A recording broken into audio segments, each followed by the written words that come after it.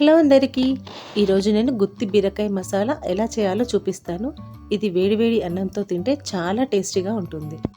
ఈ కర్రీని పిల్లలు కూడా ఎంతో ఇష్టంగా తింటారు. లేట్ చేయకుండా ప్రాసెస్లోకి వెళ్ళిపోదాం. నేను ఇక్కడ 1/2 kg బీరకాయలు తీసుకున్నాను. వీటిని చెక్కు తీసుకొని ఇలా వీడియోలో చూపిస్తున్న విధంగా కట్ చేసి పక్కన పెట్టుకోవాలి. స్టవ్ పై కడాయి పెట్టుకొని అందులో 3 టేబుల్ స్పూన్ పల్లీలు కూడా వేసి బాగా వేయించుకోవాలి.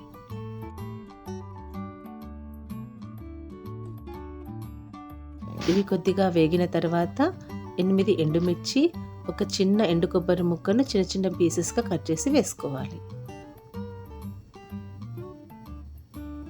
ఇవి కూడా కొద్దిగా ఫ్రై అయిన తర్వాత 4 లవంగాలు, ఒక చిన్న దాల్చిన చెక్క ముక్కను కూడా వేసుకోవాలి.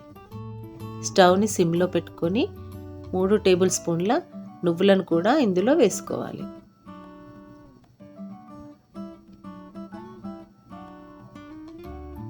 వీటిని బాగా కలుపుతూ ఉండాలి. నెక్స్ట్ 1/2 టేబుల్ స్పూన్ జీలకర్రను కూడా వేసుకొని స్టవ్ ఆఫ్ చేసుకోవాలి. వీటిని బాగా చల్లారనివ్వాలి. చల్లారిన తర్వాత వీటిని మిక్సీ జార్లోకి తీసుకొని ఇందులో 1/2 టేబుల్ స్పూన్ పసుపు,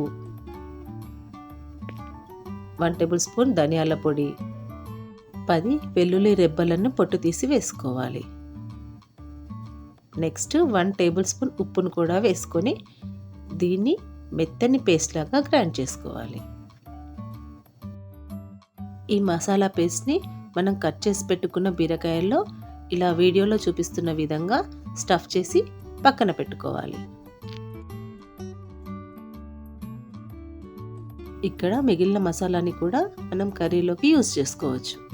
నెక్స్ట్ స్టవ్ పై కడాయి పెట్టుకోవాలి. అది హీట్ అయిన తర్వాత 3 to 4 టేబుల్ స్పూన్స్ ఆఫ్ ఆయిల్ని వేసుకోవాలి. ఆయిల్ హీట్ అయిన తర్వాత ఒక పెద్ద సైజ్ ఆనియన్ని చిన్న చిన్న పీసెస్గా కట్ చేసి వేసుకోవాలి. ఇలా ఆనియన్ ఫ్రై అయిన తర్వాత కొద్దిగా కరివేపాకును కూడా వేసుకోవాలి.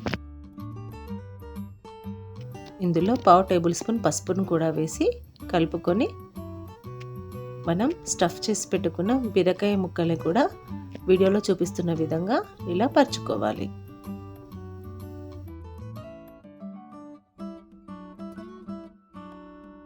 బీరకాయ ముక్కలు 2 minutes ఫ్రై అయిన తర్వాత దీనిని మూత పెట్టి 1 to 2 minutes మగ్గనివ్వాలి.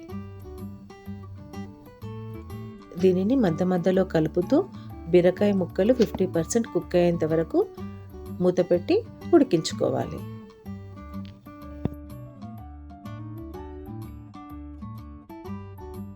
ఇలా ఫ్రై అయిన తర్వాత పక్కన పెట్టుకున్న మసాలా పేస్ట్ని కూడా యాడ్ చేసుకోవాలి.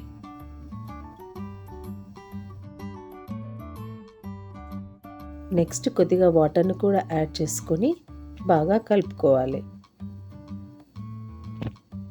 తర్వాత 1 టేబుల్ స్పూన్ కారంని కూడా యాడ్ చేసుకోవాలి.